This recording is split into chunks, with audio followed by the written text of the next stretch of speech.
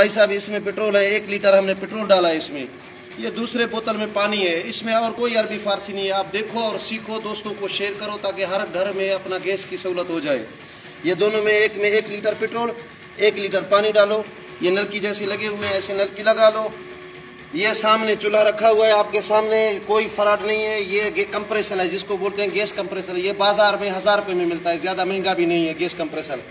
इसको ले लो, इसको यहाँ बिजली में लगा लो। ये आपके सामने है, इसमें कोई अरबी फारसी नहीं है। जब बिजली में लग गया, ये आपका चूल्हा रखा हुआ है यहाँ। ये माचिस आपका कहाँ गया भाई? ये देखो, ये आपका गैस भाई, ये गैस चल रहा है। ये देखो यहाँ बुलबुले हैं। ये बिजली के हवा के ज़रिए यहाँ आता है पेट्रोल में, यहाँ से हवा पैदा करता है। हवा से ये हवा जाता है पानी के अंदर। ये नलकी फुल पानी में चला गया है। पानी से यहाँ से हवा निकलता है, वो सामने लगा लो भाई चूल्हे पे। ये चूल्हा चल रहा है आपका, ये है कंप्रेसर।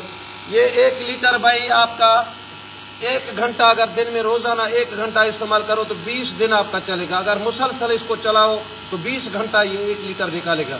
शुक्रिया, वस्सलाम। ज़्यादा से ज़्यादा शेयर करें भाई।